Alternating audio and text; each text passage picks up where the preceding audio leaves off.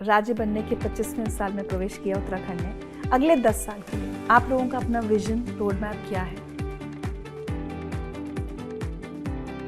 All weather roads वो हमारी सारी बनी हुई हैं और पिछले 3-4 सालों में रोड कनेक्टिविटी बहुत काम हुआ है। पिछले 3-3.5 सालों में 18,000 से ज़्यादा लोगों को परमानेंट नियुक्तियाँ दी गई हैं सरकारी नौकरियों में। हमारी रुद्रपुर की नगर निगम है, वहाँ पे कचड़े से बिजली बनाने का काम शुरू हो गया है।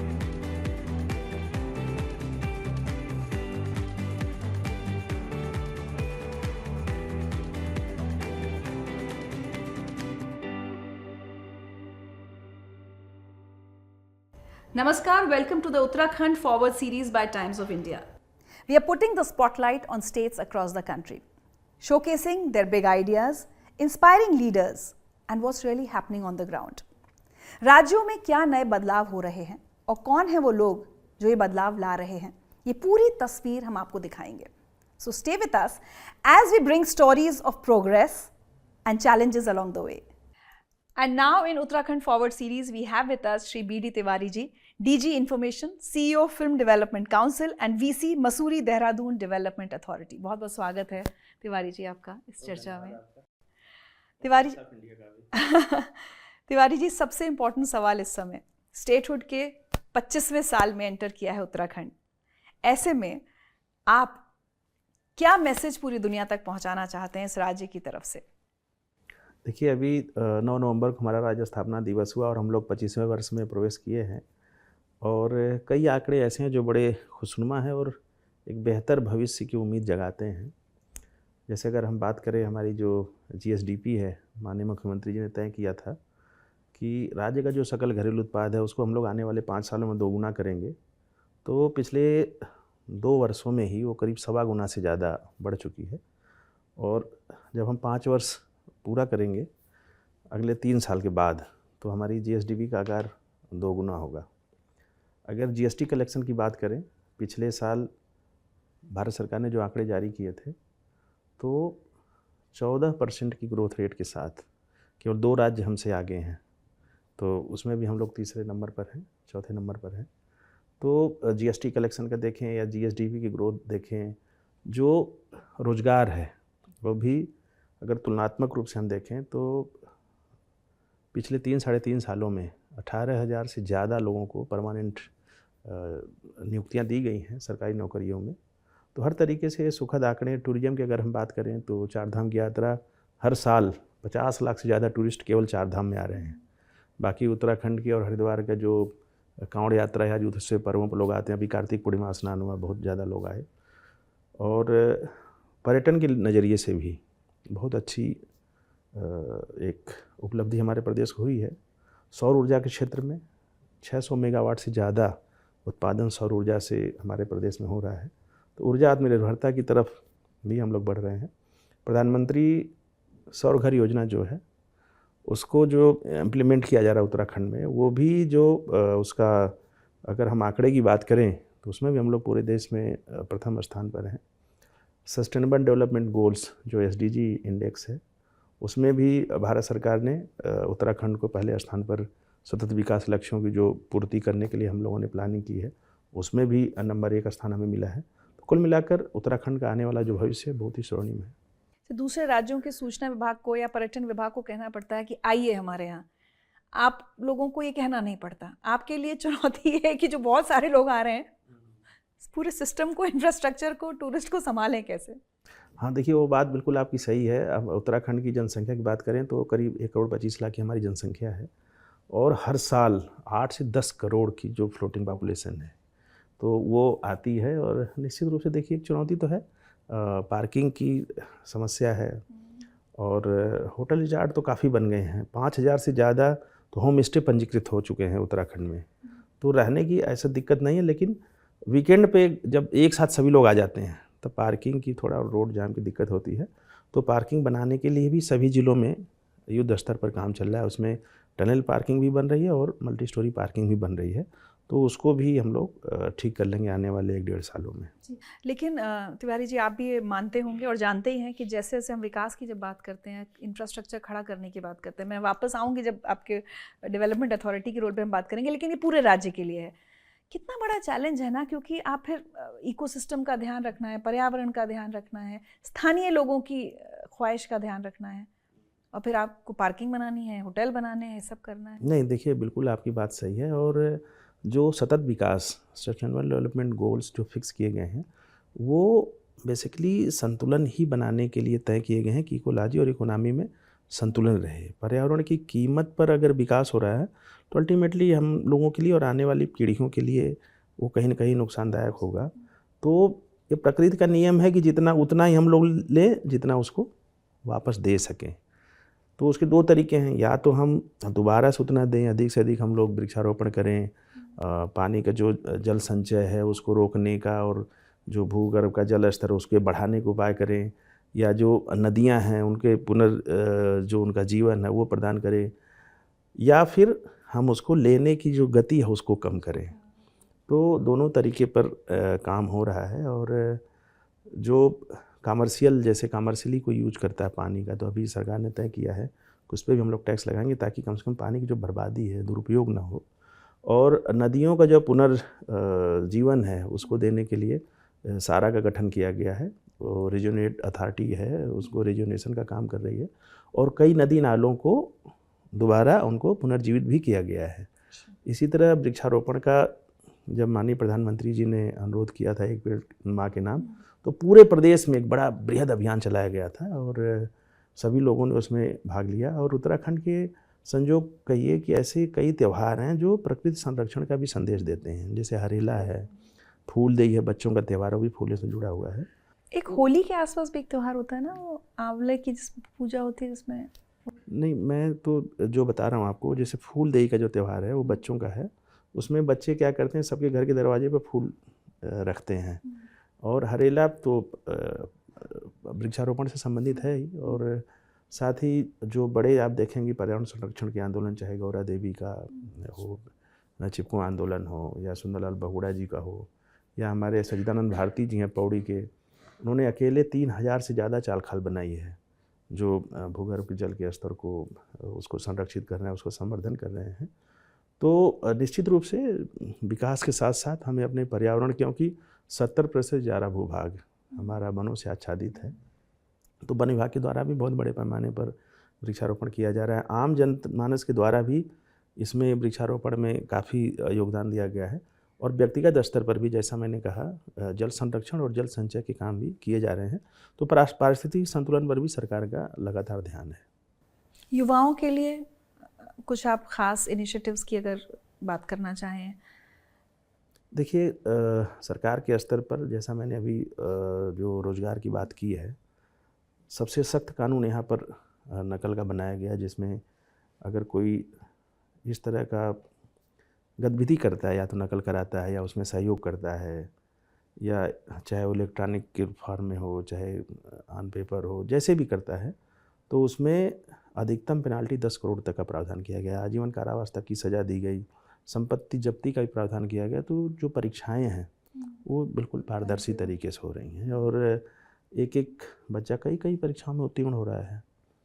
और जैसा मैंने बताया कि माननीय मुख्यमंत्री जी ने भी तय किया कि जितने विभागों के पद खाली हैं उनको एक भर्ती करने का एक अभियान चलाया जाए। तो अब तक 18,000 से ज़्यादा लोगों को नौकरियां दी जा चुकी हैं, और करीब 9,000 नियुक्तियां अंडर प्रोसेस हैं, तो अभी प्रक्रिया में है, वो भी आने वाले समय में नियुक्तियां उनको प्रदान की जा सकेंगी।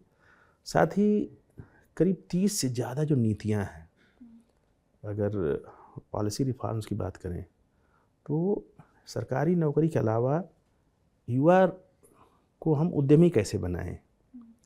तो जो हमारी पर्यटन नीति है उसमें बहुत ज़्यादा सब्सिडी का प्रावधान किया गया। अगर कोई जैसे होटल मोटल रिजॉर्ट बनाता है तो उसमें 50% की सब्सिडी है। कुछ ऐसे सेक्टर है जिसमें 100% की सब्सिडी है, जैसे कोई योग सेंटर बनाता है, उत्तराखंड योग की भी भूमि है, ऋषिकेश हरिद्वार आप देख रहे हैं, तो लोग योग करने के लिए आते हैं, तो उसमें 100% तक की सब्सिडी का प्रावधान किया गया है। और उसमें लोग आगे आ भी रहे हैं। जो सौर ऊर्जा है हमारी, जैसा मैंने बताया 600 मेगावाट तक हम लोग सौर ऊर्जा से बिजली उत्पादन तक पहुंच चुके हैं। तो उसमें भी 55% तक की सब्सिडी है अगर कोई कमर्शियल अपना लगाता है। जो पीएम सौर घर योजना के तहत भारत सरकार की सब्सिडी है, उसके अलावा राज्य सरकार भी उसमें सब्सिडी दे रही है। तो उसमें भी बहुत ज़्यादा उसकी अच्छा लोगों का रिस्पांस आ रहा है। अब तक हमारे प्रदेश में 70,000 से ज़्यादा एप्लीकेशन आ चुकी हैं पिछले 5-6 महीनों में। उसमें भी 70% तक की सब्सिडी है। तो एमएसएमई पॉलिसी हो या सर्विस सेक्टर पॉलिसी है, वो सारी ऐसी हैं जिसमें अधिकतम सब्सिडी दे करके युवाओं को उद्यमशील बनाना और सरकार से उनको सहायता देना, ताकि जो युवा है वो रोजगार प्रदाता भी बने, दूसरों को भी रोजगार दे, इस तरह की व्यवस्था। और अब अपना क्षेत्र छोड़कर ना जाए, उसको बाहर महानगरों की तरफ ना भागना पड़े नौकरी की तलाश में। बिल्कुल बिल्कुल, वो भी बहुत ज़रूरी है। और कहीं ना कहीं प्लान इस पर रोक लगी भी है, अब रिवर्स पलायन भी शुरू हो रहा है। जैसा कि मैंने बताया 5,000 होम स्टे हमारे यहाँ पंजीकृत हुए हैं और पूरे राज्य में, तो एक अच्छी उपलब्धि हम लोगों के लिए है और धीरे धीरे रिवर्स पलायन की तरफ अग्रसर हो रहे हैं। चलिए, अब आपके ऊपर क्योंकि बहुत सारी जिम्मेदारियां हैं, तो आपकी 3 जिम्मेदारियों पर हम अलग अलग सवाल कर लेते हैं। पहले हम इन्फॉर्मेशन की बात करते हैं। सोशल मीडिया का ज़माना है, दुधारी तलवार की तरह है। मुझे लगता है आप जैसे लोगों के लिए, आप अपनी बात जनता तक सीधे पहुंचाने के लिए और दुनिया भर में पहुंचाने के लिए उस सोशल मीडिया का इस्तेमाल भी कर सकते हैं। लेकिन मिस इन्फॉर्मेशन, या देखिए कोई टूरिस्ट आया, उसका अच्छा एक्सपीरियंस नहीं हुआ, कुछ चोरी हो गई या किसी महिला के साथ छेड़खानी हो गई, तो अब वो खबर दुनिया भर में पहुंचने में कुछ सेकंड का वक्त लगता है। एक वीडियो वायरल हो जाएगा और वो सारा आपकी कोशिशों पे पानी फेर देगा। सोशल मीडिया को आप कैसे देखते हैं और कैसे इस्तेमाल करते हैं? देखिए, एक दिन मैं गया था, उसमें बच्चे थे जो मास कॉम की पढ़ाई कर रहे थे, वो भी आए हुए थे। तो उन्होंने मुझसे पूछा था कि कोई भी लिख देता है फेसबुक पे, ट्विटर पे लिख देता है, यूट्यूब पे वीडियो बना के डाल देता है, और हम पत्रकारिता की पढ़ाई कर रहे हैं, तो ये कैसे पता चलेगा कि पत्रकार कौन है? एक मैं फेसबुक पर लिखूं और कोई दूसरा फेसबुक पे लिखे, तो कैसे पता चलेगा कौन पत्रकार है? मैंने कहा जितना मैं समझता हूँ, अगर जिम्मेदारी के साथ आप लिख रहे हैं तब आप पत्रकार हैं, और उसमें अगर जिम्मेदारी का बोध नहीं है, कुछ भी लिख देना है, तो फिर वो तो लोग लिखते ही हैं। जो आप कह रही हैं वो देखिए, सोशल मीडिया दुधारी तलवार है और कई मामलों में अच्छी भी है। जैसे अभी कुछ दिन पहले एक सूरत की या गुजरात की कोई महिला यात्री आई थी केदारनाथ में, और उनके कुछ 3 या 4 लोग थे। तो कुछ लोग एक हेली से चले गए, ये नीचे रुक गई, और केदारनाथ जी का मौसम ऐसा है कि कई बार वो पैक हो जाता है, तो जा नहीं पाए। तो उन्होंने एक रोते हुए वीडियो डाल दिया कि ये तो यहाँ अव्यवस्था और मैं पहुँच नहीं पाई। लेकिन वो वीडियो माननीय मुख्यमंत्री जी तक आ गया, तो हम लोगों ने फिर अगले दिन उनकी जो पहली हेली ने जो पहला फ्लाई किया उसी में वो चली गई। तो वो तो हुआ एक पॉजिटिव है। लेकिन जिस तरीके से उन्होंने पूरी बात नहीं बताई कि मौसम ख़राब हो गया, यह हेली फ्लाई नहीं कर पाया, तो फिर वो सूचना विभाग के माध्यम से हम लोग उसको स्पष्ट करते हैं कि वो वास्तव में क्या था। तो मेरा तो सबसे अनुरोध यही है कि जो सोशल मीडिया का प्रयोग करें, लेकिन जो तथ्य है, तथ्य के साथ सत्य आना भी बहुत ज़रूरी है। अगर तथ्य में सत्य नहीं है तो उससे जूझना पड़ता है, और तथ्य में सत्य है तो आपको जूझना नहीं पड़ता। तो उसका हम लोग, लेकिन पूरी हमारी सोशल मीडिया की टीम है, उस पर हम लोग बहुत सकारात्मक रूप से कुछ आता है तो उस पर कार्रवाई करते हैं। मतलब तुरंत एक रिस्पांस टीम एक वो रहती है। तो मतलब आप खुद अपना कंटेंट या अपनी बात कहने के लिए सोशल मीडिया को कितनी इंपॉर्टेंस देते हैं, या अभी भी आप प्रेफर करते हैं कि भाई मेन स्ट्रीम जो तरीके हैं उसी में बात की जाए? नहीं, देखिए, दोनों का दो मैं कहूँ कि उसका मतलब प्रयोग है या उपयोग है। जैसे मेन स्ट्रीम मीडिया है, कोई खबर आज बन रही है वो पूरे दिन फिर कल सुबह को आएगी प्रिंट मीडिया में, लेकिन इसको डिजिटल फॉर्म है तो वो तुरंत की तुरंत अपडेट होती रहती है। ये जैसा लोग क्या है कि हर कोई अब सूचना देना चाहता है, तो चाहे हमारे वेब पोर्टल हों या वेबसाइट के माध्यम से हों या कोई फेसबुक या ट्विटर के माध्यम से करना चाह रहा है, तो हर कोई सूचना देना चाहता है। तो अगर प्रिंट के भरोसे आप हैं तो बासी हो जाती है। लेकिन अभी भी जो ऑथेंटिसिटी है, एक जो आम धारणा है कि कौन सी खबर सच्ची है, तो वो प्रिंट पर ही लोगों को ज़्यादा भरोसा रहता है। प्रिंट पर ज़्यादा भरोसा रहता है। और जो सोशल मीडिया है कई बार ओवर इन्फॉर्मेशन उस पर है, बहुत ज़्यादा है। तो लोग अब थोड़ा, मुझे लग रहा है कि कई बार जैसे अभी 3-4 लोग मुझसे मिले तो उनको दिक्कत क्या हो रही है कि ग्लोकोमा की शिकायत हो रही है। एक तो मेरे पत्रकार मित्र ही हैं, उनको मोबाइल ज़्यादा यूज करने से वो बता रहे थे कि मुझे ऐसा हुआ है। तो ऐसे एक लोगों को और बता रहे थे कि मुझे आँख में दिक्कत हुई बार बार लगातार मोबाइल देखने से। तो एक दूसरी तरह की समस्या भी इसमें आ रही है, तो उसका भी एक बड़ा संतुलित उपयोग होना चाहिए, संतुलित प्रयोग होना चाहिए।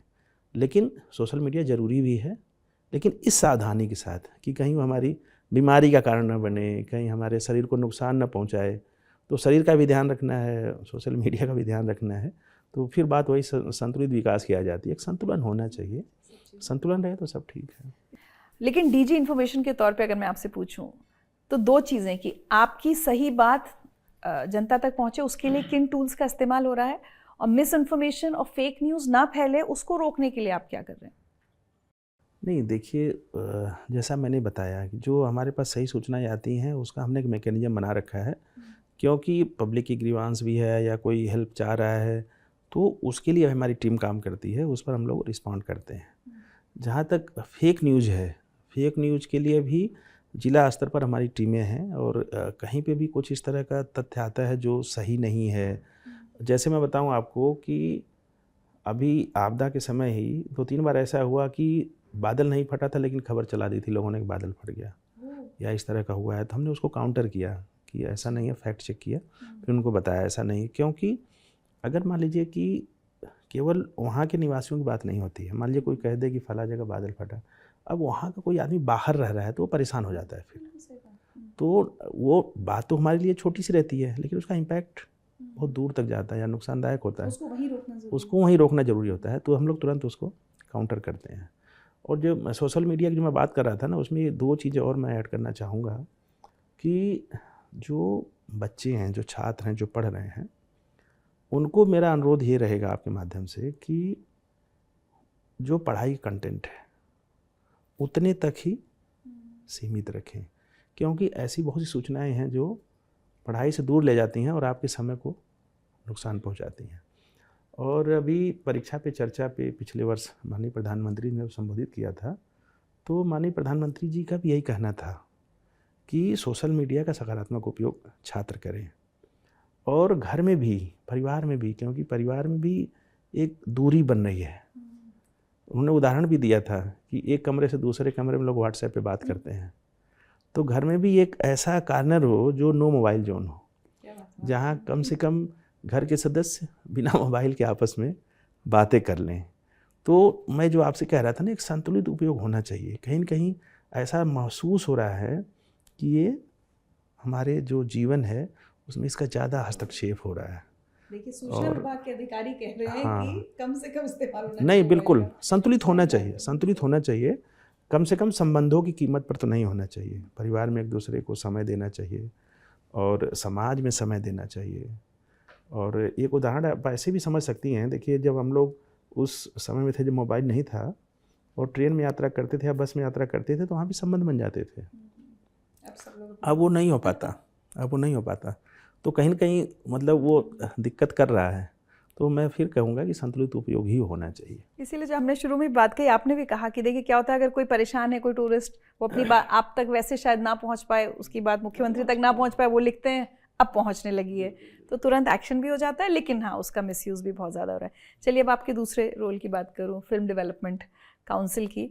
तो एक आप लोगों ने रिवाइज्ड पॉलिसी निकाली है फिल्मों की शूटिंग को बढ़ावा देने के लिए उत्तराखंड में। वो पॉलिसी में क्या क्या आप लोग चेंजेस लाए हैं और क्या अच्छाइयाँ हैं उस पॉलिसी की? कोई आके क्यों शूट करे उत्तराखंड में? बिल्कुल सही बात है। उसके कई कारण हैं और फिल्म पॉलिसी में हमने इस तरह के प्रावधान किए हैं कि जो बहुत आकर्षक बनाती है फिल्म शूटिंग के लिए। सबसे पहले तो उत्तराखंड में इसलिए लोगों को शूट करने आना चाहिए कि पूरा उत्तराखंड अपने आप में फिल्म सिटी है। आप कहीं खड़े हो जाइए, आपको नदी मिलेंगे, नाले मिलेंगे, झरने मिलेंगे। फ्रेम ढूंढने की ज़रूरत नहीं है। पूरा उत्तराखंड अपने आप में फिल्म सिटी है, चाहे आप कहीं खड़े हो जाइए। दूसरा, जो हमसे फिल्म मेकर भी कहते हैं, जो प्रोड्यूसर भी कहते हैं कि यहाँ पे हिंदी भाषी लड़के मिल जाते हैं, ठीक है, और एक्टिंग उनमें नेचुरल टैलेंट है। तीसरी बात उन्होंने कही कि जैसे किसी दूसरे राज्य में हम लोग जाते हैं, फिल्म शूटिंग होती है तो लोग देखने के लिए भीड़ लगा देते हैं। यहाँ किसी को कोई मतलब नहीं है। अच्छा। आप शूट करते रहिए, कोई पूछने नहीं आएगा। तो कानून व्यवस्था के लिहाज से भी यहाँ बहुत अच्छा है, कोई डिस्टर्ब नहीं करेगा आपको। और जो सब्सिडी के प्रावधान है वो हमारे बहुत ज़्यादा हैं यहाँ पे। हमने अन्य राज्यों से तुलना करके अपना बनाया है। अगर कोई हिंदी फीचर फिल्में या जो संविधान की अनुसूची में वर्णित जो हमारी भाषाएं हैं उनमें अगर करता है, और उत्तराखंड में अगर टोटल जो फिल्म है उसकी शूटिंग का 75% शूट करता है, तो हम लोग उसमें 3 करोड़ रुपए की सब्सिडी उसमें रखा हुआ है। जो हमारी आंचलिक फिल्में हैं, जो क्षेत्रीय भाषा की रीजनल हैं, उसमें भी हमने 2 करोड़ की सब्सिडी रखी हुई है। जो आपने चर्चा के दौरान जो बताया कि मान लीजिए ऐसे उत्तराखंड की जगह जहाँ पे कोई जानता नहीं है और वहाँ हाँ, अगर वहाँ हो जाते हैं तो उसके लिए भी हमने 5% की अलग सब्सिडी उसमें रखी हुई है।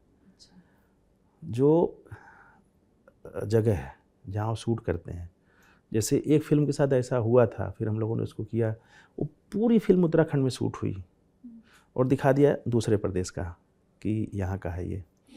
तो हमने फिर ये कहा कि अगर आप स्क्रीन पे हमारी जगह दिखाते हैं कि हमने लैंसडाउन में किया या मसूरी में किया या नैनीताल में, भीमताल, भौली कहीं किया, अगर आप स्क्रीन में मेंशन करते हैं तो उसका हम अलग से पैसा देंगे, क्योंकि वो हमारा ऐसा डेस्टिनेशन है जो एक तो अगर मान लीजिए अनएक्सप्लोर्ड है और खूबसूरत है, स्क्रीन पर आएगा लोग देखेंगे कि उत्तराखंड में इतनी खूबसूरत जगह है। तो उसके लिए भी हमने उसमें व्यवस्था किया हुआ है। साथ ही साथ जो उत्तराखंड के बच्चों को अगर काम देंगे तो उसके लिए अलग से उनको हम पैसा देंगे। तो हमने ये भी उसमें व्यवस्था की है कि उत्तराखंड का जो टैलेंट है उसका, लोकल टैलेंट है उसका, ये लोग यूज करें। और जो हमारे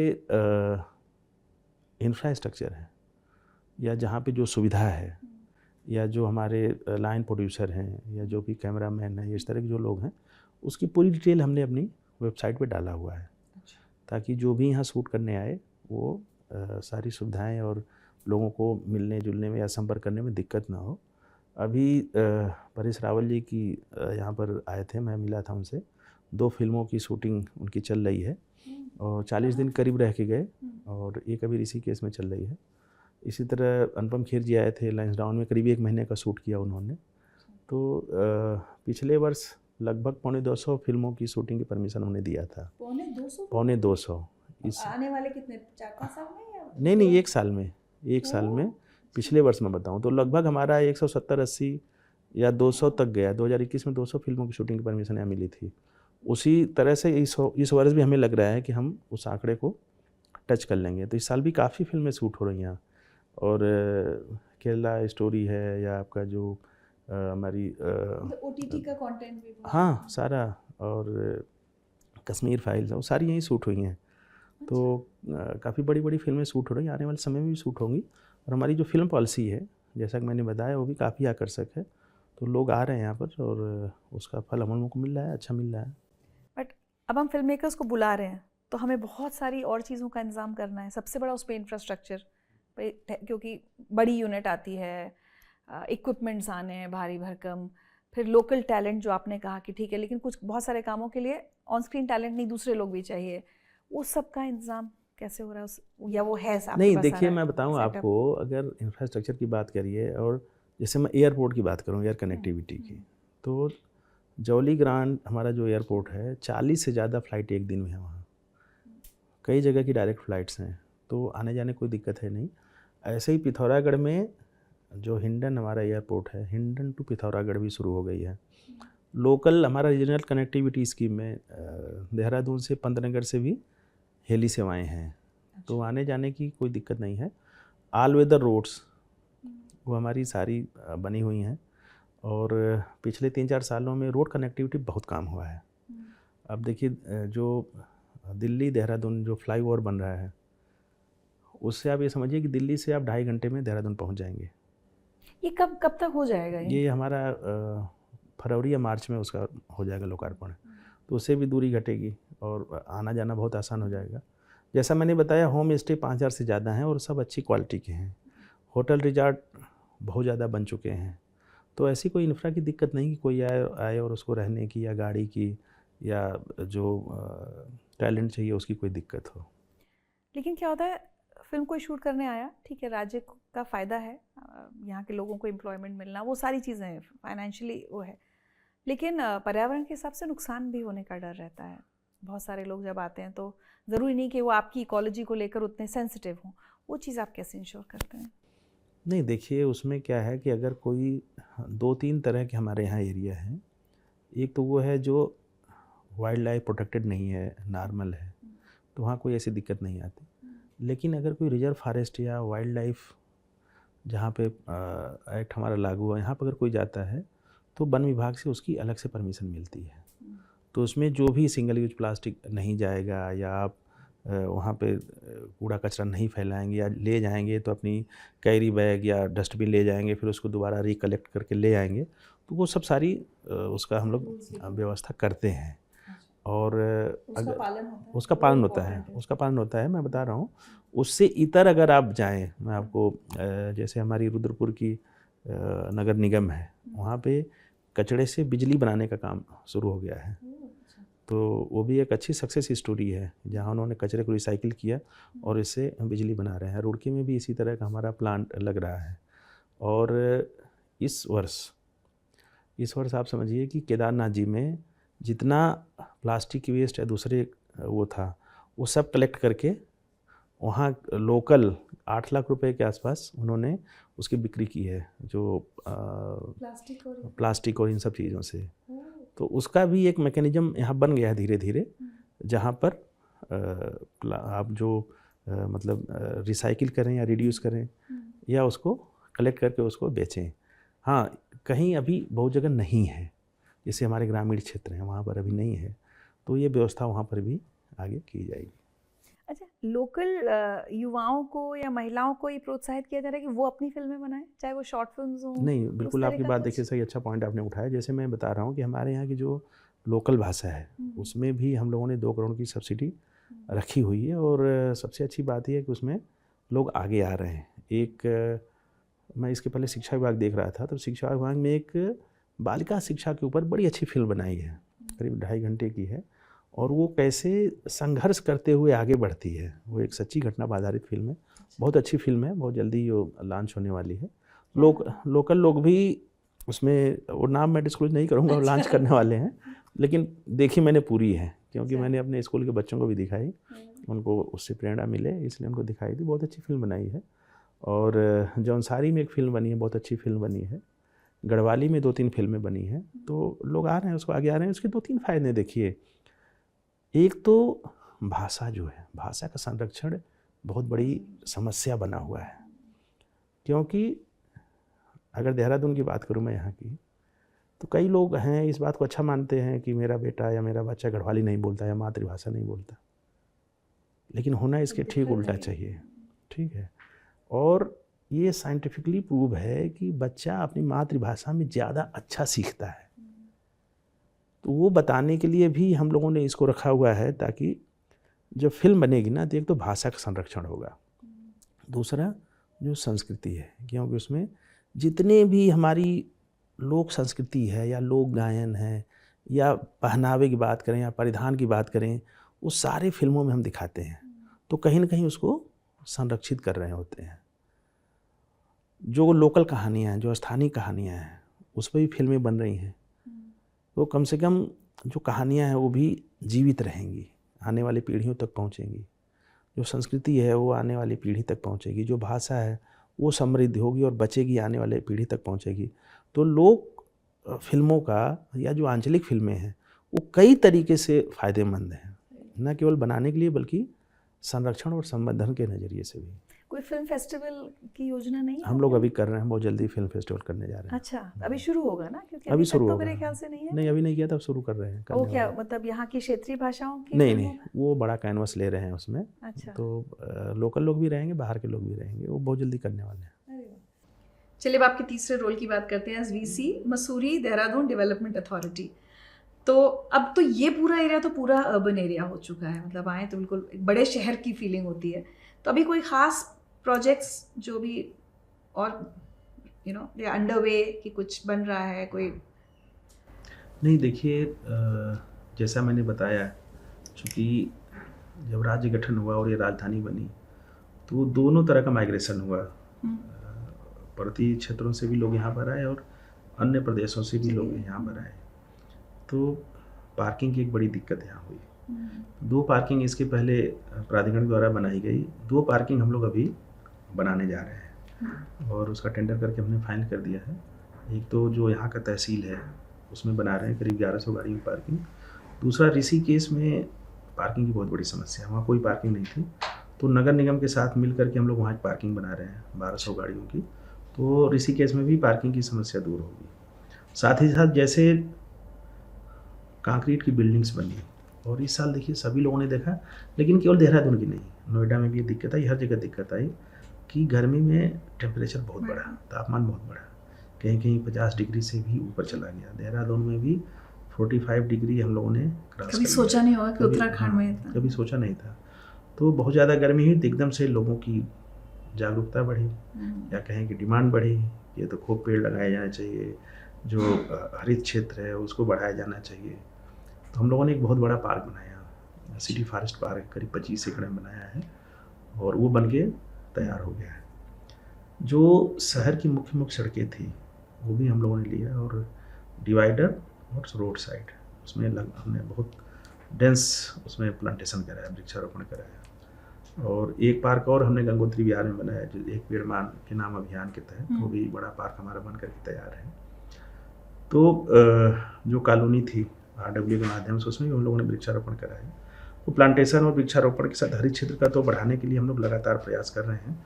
साथ ही साथ जो ज़मीन के नीचे का पानी है उसका नीचे चले जाना एक बड़ी समस्या बना हुआ है। अगर हम पिछले वर्ष की बात करें तो पिछले वर्ष ही 10 मीटर नीचे गया। 65 मीटर था देहरादून की ज़मीन के नीचे का पानी का स्तर, वो 75 चला गया, एक साल में 10 मीटर नीचे गया। तो जितने भी सरकारी स्कूल थे वहाँ पर हम लोगों ने फिर रिचार्ज पिट बनाया, बोर किया, ताकि जो रूफ टॉप वाटर है उसको सीधे ज़मीन में डालें और जो सरफेस वाटर है उसको रिचार्ज पिट के थ्रू ज़मीन में डालें। तो जितने शहरी क्षेत्र के सरकारी स्कूल थे उनमें व्यवस्था की, जो प्राइवेट स्कूल थे उनमें व्यवस्था की। जो ग्रुप हाउस हैं, ग्रुप हाउस में भी हम लोगों ने रिचार्ज पिट थे, उसको बोर के माध्यम से हमने कहा कि इसको आप जो रूफ टॉप वाटर है उसको आप सीधे डालिए, क्योंकि वो प्रदूषित नहीं रहता, वो साफ रहता है। तो उसकी व्यवस्था हम लोग कराई ताकि जो ज़मीन के नीचे का पानी का स्तर है उसको मेंटेन करें, क्योंकि जितना हम लोग ले रहे हैं उतना दे नहीं रहे हैं।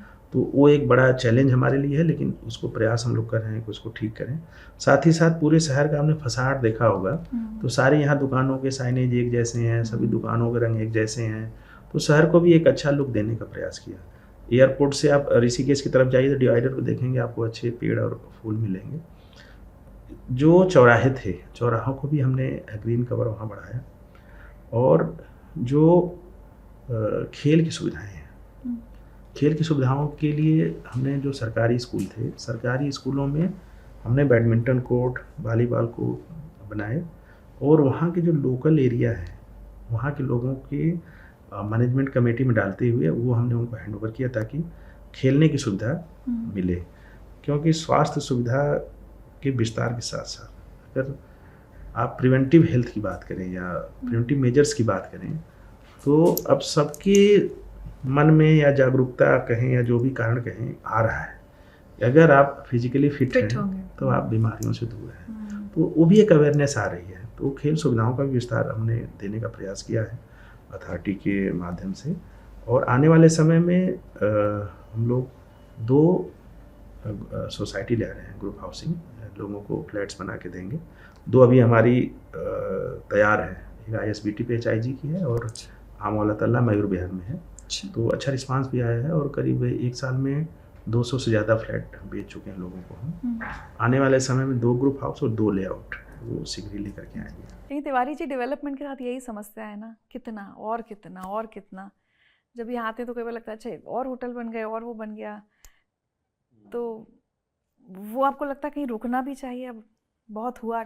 नहीं, देखिए उसमें क्या है कि संयुक्त राष्ट्र संघ ने भी और भारत सरकार ने भी, देखिए विकास तो होगा ही समय के साथ, क्योंकि गुफाओं कंदराओं से हम लोग यहाँ तक पहुँचे हैं। तो विकास केवल आज का विषय नहीं है, ये तो अगर हम कहें जब से मनुष्य मनुष्य के रूप में आया, तब से विकास हो रहा है और होगा भी, लेकिन उसमें संतुलित विकास होना चाहिए। और सभी को हमें ये मानना चाहिए कि प्रकृति ने जिसको बनाया, वो चाहे पशु पक्षी हो, चाहे मनुष्य हो, चाहे नदी नाले हैं, अगर आप ब्रह्मांड के नज़रिए से देखें तो सभी एक बराबर है। जितना अधिकार प्रकृति पर हमारा है उतना ही एक मछली का है, उतना ही एक गाय भैंस का भी है। मनुष्य की गतिविधियों से हम दूसरे के अधिकारों का हनन करते हैं। अगर हम नदी को प्रदूषित कर रहे हैं तो हम एक मछली की जीवन को संकट में डाल रहे हैं। अगर हम प्लास्टिक की कैरी बैग या बोतल फेंक रहे हैं और वो समुद्र में जा रही है तो हम समुद्री जीव जंतुओं के अधिकारों का हनन कर रहे हैं। तो जो भारतीय सनातन परंपरा रही है, ये सारी समस्याओं का समाधान उसमें है, जियो और जीने दो। तो जो सतत विकास के लक्ष्य हैं या जो सोच है वो यही है कि संतुलित विकास होना चाहिए और दोहन नहीं होना चाहिए, किसी भी चीज़ का उपयोग होना चाहिए। तो गवर्नमेंट उसके लिए क्या चेक्स एंड बैलेंसेस ला रही है? अब आप ऐसे समझिए कि पहले के ज़माने में या पहले के समय में जब कुएं से खेत भरते थे या रहट चला के भरते थे, खेती तब भी होती थी। आज ट्यूबवेल से चला के भर रहे हैं तब भी हो रही है, लेकिन उसका दुरुपयोग हो जा रहा है।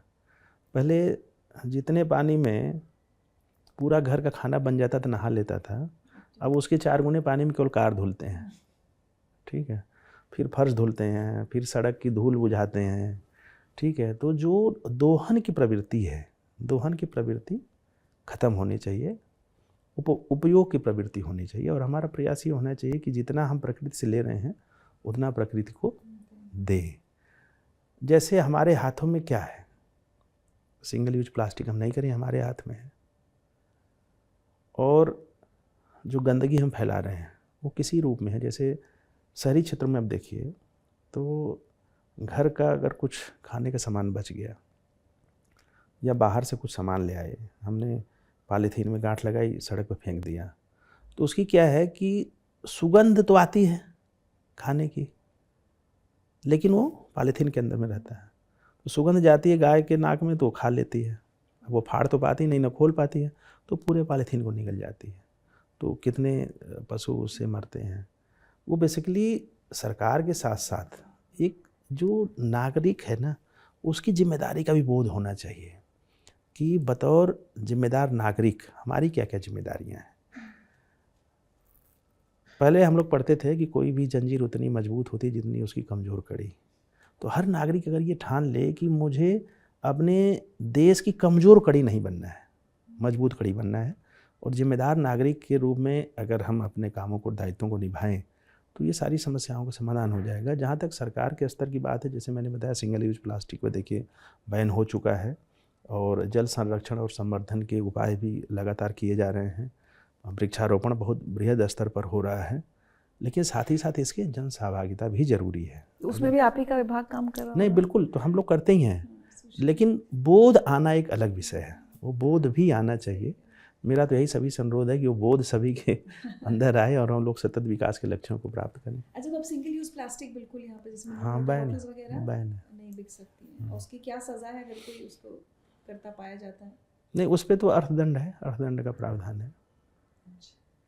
चलिए, चलते चलते हम चाहेंगे कि हमारे जितने भी व्यूअर्स या हमारी चर्चा सुन रहे हैं उनसे आप डायरेक्टली अगर कोई अपनी बात कहना चाहें तो आप क्या कहेंगे?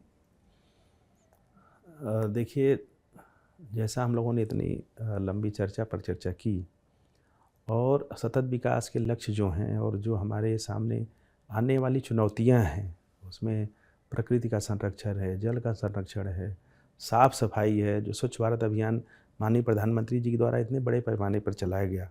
स्वच्छ भारत अभियान की हम सभी लोग एक कड़ी बने, खुद का घर भी साफ़ रखें, आस पड़ोस भी साफ़ रखें, शहर को भी साफ़ रखें, और जल जो है उसका दुरुपयोग न करें, जल का संचय करें, जल का संरक्षण करें, ताकि आने वाली पीढ़ियों को हम वैसा ही पर्यावरण दे सकें जैसा हमारे पूर्वजों ने हमको दिया है। चलिए, मेरा आखिरी सवाल आपसे, राज्य बनने के 25वें साल में प्रवेश किया उत्तराखंड ने, अगले 10 साल के लिए आप लोगों का अपना विजन, रोड मैप क्या है? खासकर जो आपकी जिम्मेदारियां, उनको लेकर आप क्या देखते हैं? 10 साल बाद उत्तराखंड कहाँ दिखेगा हमको? देखिए 2047 तक तो माननीय प्रधानमंत्री जी ने ही विकसित भारत का लक्ष्य दे रखा है। तो विकसित भारत के लक्ष्य, अकेले भारत तो विकसित कहने से हो नहीं जाएगा, हर राज्य को विकसित होना पड़ेगा। उसी तरह विकसित उत्तराखंड का लक्ष्य रखा गया है और आदर्श उत्तराखंड, विकसित उत्तराखंड माननीय मुख्यमंत्री जी का हमारा सपना है। और अलग अलग विभाग अलग अलग अपनी कार्य योजना बना रहे हैं ताकि 2047 तक जब विकसित भारत हो तो उसमें विकसित उत्तराखंड का भी योगदान हो। जनता की शिकायतों का समाधान के लिए कुछ और सुचारू व्यवस्था नहीं, करने उसके के लिए 1905 की व्यवस्था है और 1905 माननीय मुख्यमंत्री जी स्वयं उसकी समीक्षा करते हैं। कोई भी टेलीफोन के माध्यम से या रिटर्न में उसकी शिकायत कर सकता है और माननीय मुख्यमंत्री जी हर महीने अंतिम बृहस्पतिवार को स्वयं इसकी समीक्षा करते हैं और उसमें कोई भी रैंडम सेलेक्ट कर लेते हैं कोई भी चिट्ठी, तो उसमें 5-7 लोगों से बात भी करते हैं वो। तो एक बहुत अच्छा मैकेनिज्म है जनता की शिकायतों के निस्तारण का और उसका प्रभाव दिख भी रहा है। चलिए, बहुत बहुत धन्यवाद तिवारी जी हमसे बात करने के लिए। हम उम्मीद करेंगे जनता को कोई शिकायत ना रहे, जो टूरिस्ट यहाँ आए उनको कोई शिकायत ना रहे, और आप लोग जो अपना विजन तैयार कर रहे हैं उसमें आप लोग सफल हो और बहुत सारी फिल्मों में हम उत्तराखंड की अलग अलग जगहों को देखें। Thank you so much.